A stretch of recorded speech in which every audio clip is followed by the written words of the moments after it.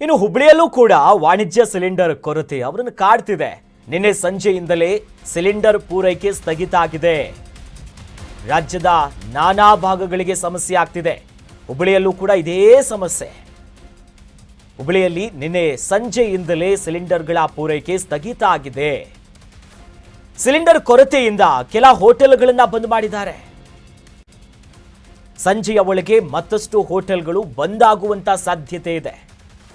Cylinder ಕೊರತೆಯಿಂದ hotel ಉದ್ಯಮಕ್ಕೆ ದೊಡ್ಡ ಮಟ್ಟದ ಹೊಡೆತ ಇದು. ಸಿಲಿಂಡರ್ಗಾಗಿ ನಿನ್ನೆಯಿಂದಲೂ ಕೂಡ ಪ್ರಯತ್ನವನ್ನ ಪಡ್ತಿದ್ದಾರೆ, ಸಿಗ್ತಿಲ್ಲ. ಆದರೆ ಏಜೆನ್ಸಿಗಳು ಸ್ಟಾಕ್ ಇಲ್ಲ, ನಮ್ಮ ಹತ್ರ ಇಲ್ಲ, ಈಗ ಬರುತ್ತೆ, ನಾಳೆ ಬರುತ್ತೆ, ಕೆಲವರು ಕಾಲೇ ಪಿಕ್ ಮಾಡ್ತಾ ಇಲ್ಲ ಅಂತೆ. ಮೈಸೂರು, ಬೆಂಗಳೂರು, ರಾಜ್ಯದ ಪ್ರಮುಖ ನಗರಗಳು, ದೇಶದಾದ್ಯಂತ, ಹುಬ್ಬಳ್ಳಿಯಲ್ಲೂ ಕೂಡ ಇದೇ ಸಮಸ್ಯೆ. ನಿನ್ನೆಯಿಂದಲೇ ಹುಬ್ಬಳ್ಳಿಯಲ್ಲಿ ಸಮಸ್ಯೆ ಶುರುವಾಯಿತು. ಅನೇಕ ಹೋಟೆಲ್ಗಳನ್ನ ಬಂದ್ ಮಾಡಿದ್ದಾರೆ. ಇವ ದೃಶ್ಯದಲ್ಲೂ ನೋಡಬಹುದು ನೋಡಿ. ನೀವು ಸರ್ವೋದಯ ಅಂತ ಒಂದು ವೆಜ್ ಹೋಟೆಲಲ್ಲೂ ಕೂಡ ಪಾಪ ಹೋಟೆಲ್ ಬಂದ್ ಮಾಡಿದ್ದಾರೆ. ಕಾರಣ ಇಷ್ಟೇ, ಸಿಲಿಂಡರ್ ಇಲ್ಲ. ನಾವೇನು ಊಟ ಕೊಡೋದು, ದುಪ್ಪಟ್ಟು ಹಣ ಡಿಮ್ಯಾಂಡ್ ಮಾಡ್ತಿದ್ದಾರೆ, ನಮಗೆ ಸಮಸ್ಯೆ ಆಗ್ತಿದೆ ಅಂತ. ಹೋಟೆಲ್ ಮಾಲೀಕರಾಗಿರುವಂತ ರಾಜಶೇಖರ್ ಕೂಡ ತಮ್ಮ ಅಳಲನ್ನ ತೋಡ್ಕೊಂತಾ ಇದ್ರು, ಹೀಗಾದ್ರೆ ಹೇಗೆ ಅಂತ. ಜೊತೆಲಿ ನೋಡಿ, ಕಮರ್ಷಿಯಲ್ ಸಿಲಿಂಡರ್ಗಳ ಕೊರತೆ ಅಲ್ಲಿ ಕಾಡ್ತಿದೆ. ಅನೇಕರು, ಪ್ರಮುಖವಾಗಿ ಹುಬ್ಬಳ್ಳಿಯ ಖಾಸಗಿ ಹೋಟೆಲ್ನಲ್ಲಿ ಮಹತ್ವದ ಸಭೆ ಕೂಡ ಮಾಡಿದ್ರು. ಈ ಹೋಟೆಲ್ ಮಾಲೀಕರ ಸಂಘದವರೆಲ್ಲ ಸೇರ್ಕೊಂಡು ಒಂದು ಮೀಟಿಂಗ್ ಮಾಡಿದ್ರು.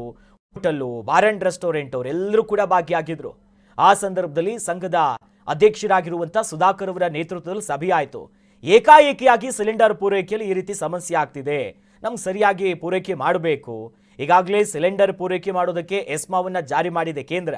ಕರ್ನಾಟಕದಲ್ಲಿ ಅತಿ ಹೆಚ್ಚು ತೊಂದರೆ ಆಗ್ತಿದೆ.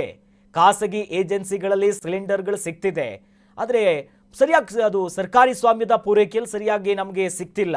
ಒಂದೆರಡು ದಿನ ಕಾಯ್ತೀವಿ, ಇಲ್ಲಂತದ್ದು ನಾವೇನು ಮಾಡೋದು, ಹೋಟೆಲ್ಗಳನ್ನ ಬಂದ್ ಮಾಡುವಂಥ ಪರಿಸ್ಥಿತಿ ಬಂತು ಅಂತ.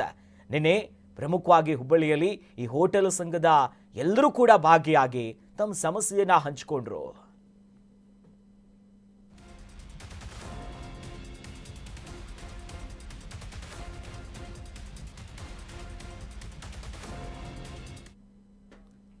ದಾವಣಗೆರೆಯಲ್ಲೂ ಕೂಡ ಹೋಟೆಲ್ಗೆ ಈ ಸೌದೆ ವಲಯ ಒಂದು ಕಡೆ ಮೊರೆ ಹೋಗ್ತಾರೆ ಅನ್ನೋದು ಒಂದು ಲೆಕ್ಕಾಚಾರ. ಮತ್ತೊಂದು ಕಡೆಯಲ್ಲಿ ಅವ್ರಿಗೂ ಕೂಡ ಈ ಸಮಸ್ಯೆಗಳು ಎದುರಾಗ್ತಿದೆ. ದಾವಣಗೆರೆಯಲ್ಲೂ ಕೂಡ ಹೋಟೆಲ್ಗಳಿಗೆ ಗ್ಯಾಸಿನ ಬಿಸಿ ತಾಗ್ತಿದೆ. ಹೋಟೆಲ್ ಬಂದಾದ್ರೆ ಮಾಲೀಕರು, ಜನರಿಗೆ ಸಮಸ್ಯೆ ಆಗುತ್ತೆ.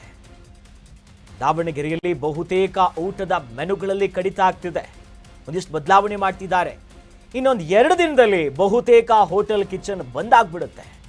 ಹೋಟೆಲ್ ಸಿಬ್ಬಂದಿಯನ್ನ ಈಗ ಪ್ರಮುಖವಾಗಿ ಅವರಿಗೆ ಸಂಕಷ್ಟಗಳಾಗ್ತಿದೆ. ಸರ್ಕಾರ ಒಂದಿಷ್ಟು ಕ್ರಮಗಳನ್ನು ತೆಗೆದುಕೊಳ್ಳಬೇಕು ಅಂತ. ಹುಬ್ಬಳ್ಳಿ, ಮೈಸೂರು, ಬೆಂಗಳೂರು ನಾನಾ ಭಾಗದಲ್ಲಾದರೆ ಇತ್ತ ದಾವಣಗೆರೆಯಲ್ಲೂ ಕೂಡ ಅದೇ ಸಮಸ್ಯೆ. ನಮ್ಗೆ ಕಷ್ಟ ಆಗ್ತಿದೆ. ಒಂದು ಕಡೆಯಲ್ಲಿ ಸಿಬ್ಬಂದಿಗಳನ್ನು ಸರಿಯಾಗಿ ನಿರ್ವಹಣೆ ಮಾಡ್ಕೋಬೇಕು, ಅವರು ಕೂಡ ಹಣಗಳನ್ನು ಕಟ್ಟಬೇಕು, ಟ್ಯಾಕ್ಸ್ ಕಟ್ತಾರೆ. ನಮ್ಗೆ ಗ್ಯಾಸ್ ಇಲ್ಲ, ನಾವೇನು ಮಾಡೋದು? ಬಾಡಿಗೆ ಹೋಟೆಲ್ಗಳಾದರೆ ಅವ್ರಿಗೆ ಅಲ್ಲೂ ಕೂಡ ರೆಂಟ್ ಕಟ್ಟಬೇಕು. ರೆಂಟು ಅಥವಾ ಬೇರೆ ಬೇರೆ ಸರ್ಕಾರಿ ಸ್ವಾಮ್ಯದಲ್ಲಿದ್ದರೂ ಕೂಡ ಅಲ್ಲೂ ಬಾಡಿಗೆ ಕಟ್ಟಬೇಕು. ಯುದ್ಧದ ಎಫೆಕ್ಟ್ ಮಾತ್ರ ಅವರೆಲ್ಲರಿಗೂ ಕೂಡ ತಟ್ತಿದೆ. ಹಿಂಗೆ ಆದರೆ ನಾವು ಹೋಟೆಲನ್ನೇ ಸಂಪೂರ್ಣವಾಗಿ ಬಂದ್ ಮಾಡಬೇಕು.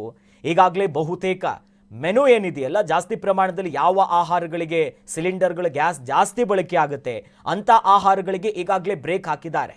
ರೊಟ್ಟಿ, ಚಪಾತಿ, ದೋಸೆ ಇಂಥವುದಕ್ಕೆಲ್ಲ.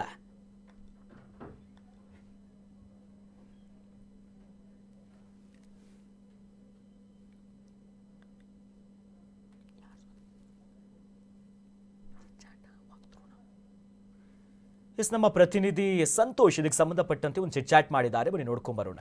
ಮಧ್ಯಪ್ರಾಚ್ಯದಲ್ಲಿ ನಡೆಯುತ್ತಿರುವಂತಹ ಯುದ್ಧದ ಕಾರ್ಮೋಡ ಏನು ದಾವಣಗೆರೆಯ ಬೆಣ್ಣೆ ದೋಸೆ ಮೇಲೂ ಸಹ ಬಿದ್ದಿರುವಂತದ್ದು, ಏನು ಪ್ರಪಂಚದ ಮೂಲೆ ಮೂಲೆಯಲ್ಲೂ ಕೂಡ ಯುದ್ಧದ ಕಾರ್ಮೋಡ ಕವಿದಿರುವಂತದ್ದು. ಅದರಲ್ಲೂ ಎಕ್ಸ್ಪೆಷಲಿ ದಾವಣಗೆರೆಯ ಬೆಣ್ಣೆ ದೋಸೆಗೆ ಏನು ಈ ಯುದ್ಧದ ಒಂದು ಕಾರ್ಮೋಡ ಕವಿದು ಅನಿಲದ ಅಭಾವವಾಗಿರುವಂತದ್ದು. ಇಲ್ಲಿ ಏನು ನೀವು ನೋಡ್ತಾ ಇದ್ದೀರಾ, ಇಲ್ಲಿ ದಾವಣಗೆರೆಯ ಪ್ರಖ್ಯಾತ ಹೋಟೆಲ್ ಒಂದಾದಂತ ಲವ್ ಫುಡ್ ಅಲ್ಲಿ ಗ್ಯಾಸ್ ಅನ್ನು ಬಳಸಿಕೊಂಡು ಅಡಿಗೆ ಮಾಡುವಂತ ಕೆಲವು ಪದಾರ್ಥಗಳನ್ನ ಸಂಪೂರ್ಣವಾಗಿ ಬಂದ್ ಮಾಡಿರುವಂತದ್ದು. ಯಾಕಂತಂದ್ರೆ ಗ್ಯಾಸ್ ನ ಸಪ್ಲೈ ಕಡಿಮೆ ಇರೋದ್ರಿಂದ ಅದ್ರ ಜೊತೆಗೆ ಈಗ ತಮ್ಮಲ್ಲಿ ಇರುವಂತ ಗ್ಯಾಸ್ ನ ಉಪಯೋಗಿಸ್ಕೊಂಡು ಎಷ್ಟಾಗುತ್ತೋ ಅಷ್ಟು ಅಡಿಗೆಯನ್ನ ಮಾಡ್ಕೊಂಡು ಉಳಿದ ಏನು ಹೆಚ್ಚು ಗ್ಯಾಸ್ ಇಂದ ಮಾಡಲ್ಪಡ್ತದಲ್ಲ ಅಂತ ಅಡಿಗೆಗಳನ್ನ ಸಂಪೂರ್ಣವಾಗಿ ಬಂದ್ ಮಾಡಿ ಏನು ಸದ್ಯಕ್ಕೆ ಮಿತವಾಗಿ ಕೆಲವು ಏನು ಕೆಲವೊಂದು ಆಹಾರಗಳನ್ನ ಮಾತ್ರ ಮಾಡ್ತಾ ಇರುವಂತದ್ದು. ಇಲ್ಲಿ ಹೋಟೆಲ್ ನ ಮಾಲೀಕರಾದಂತವ್ರು ಇದ್ದಾರೆ, ಅವ್ರನ್ನ ಕೇಳೋಣ. ಎಷ್ಟು ಸಮಸ್ಯೆ ಆಗ್ತೈತಿ ಗ್ಯಾಸ್? ಈಗ 2 ದಿನದಿಂದ ಗ್ಯಾಸ್ ಸಿಗ್ತಾ ಇಲ್ಲ. ಈಗ 2 ದಿನದಿಂದ ಮೆನು ಎಲ್ಲ ಕಡಿಮೆ ಮಾಡಿ ಗ್ಯಾಸ್ ಜಾಸ್ತಿ ಬಳಕೆ ಆಗುವಂಥ ಐಟಮ್ಗಳನ್ನೆಲ್ಲ ನಿಲ್ಲಿಸಿದ್ದೀವಿ. ಈಗ ಇರುವ ಗ್ಯಾಸ್ ಇವತ್ತು ಒಂದು ದಿನಕ್ಕೆ ಸಾಕಾಗಬಹುದು. ಒಂದು ಪಕ್ಷ ಇವತ್ತು ಸಪ್ಲೈ ಸಿಕ್ಕಿಲ್ಲ ಅಂತ ಆದರೆ ನಾಳೆಯಿಂದ ಮೋಸ್ಟ್ಲಿ ಹೋಟ್ಲನ್ನ ಕ್ಲೋಸ್ ಮಾಡಬೇಕಾದ ಪರಿಸ್ಥಿತಿ ಬರ್ಬೋದು. ಈಗ ಸದ್ಯದ ಪರಿಸ್ಥಿತಿಯಲ್ಲಿ ಭಾರಿ ಕಷ್ಟ ಇದೆ.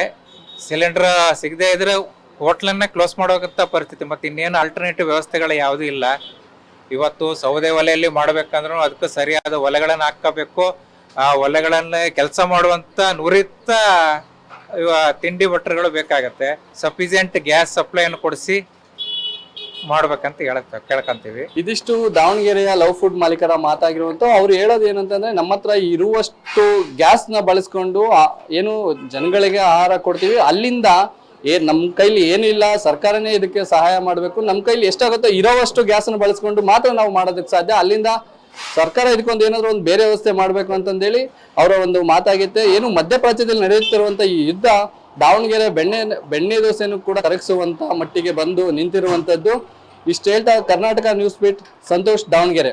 ಈಗ ಏನಾಗ್ತಾ ಇದೆ ಅಂತೇಳಿ ಹೇಳಿದರೆ, ನಾವು ಈ ಯಾವಾಗ ತೊಂದರೆಗಳು ಪ್ರಾರಂಭ ಆಯಿತು, ನಾವು ವಿತರಕರೊಂದಿಗೆ ಮಾತಾಡಿದಾಗ ಅವ್ರು ಹೇಳ್ತಾ ಇದ್ದಾರೆ, ಸರ್ಕಾರದಿಂದ ಅನಿಲ ತಯಾರಿಕಾ ಕಂಪ್ನಿಗಳಿಂದನೇ ಏನು ಅವರಿಗೆ ಸೂಚನೆ ಬಂದಿದೆ ಅಂತೇಳಿ ಹೇಳಿದರೆ, ಕಮರ್ಷಿಯಲ್ ಸಿಲಿಂಡರ್ಗಳು ಸಪ್ಲೈಯೇ ಮಾಡ್ತಾ ಇಲ್ಲ, ಫಿಲ್ಲಿಂಗೇ ಆಗ್ತಾ ಇಲ್ಲ ಪ್ಲ್ಯಾಂಟಲ್ಲಿ. ಹಾಗಾಗಿ ಏನಾಗ್ತಾ ಇದೆ, ಈ ಡೊಮೆಸ್ಟಿಕ್ ಸಿಲಿಂಡರ್ಗಳು ಮಾತ್ರ ಆಗ್ತಾ ಇದೆ. ಅದನ್ನು ಅವರು ಹಾಸ್ಪಿಟಲ್ಗಳು ಹಾಗೂ ಸರ್ಕಾರಿ ಶಾಲಾ ಹಾಸ್ಟೆಲ್ಗಳಿಗೆ ಮಾತ್ರ ಸಪ್ಲೈ ಮಾಡಲಿಕ್ಕೆ ಸೂಚನೆ ಬಂದಿದೆ ಅಂತಾರೆ.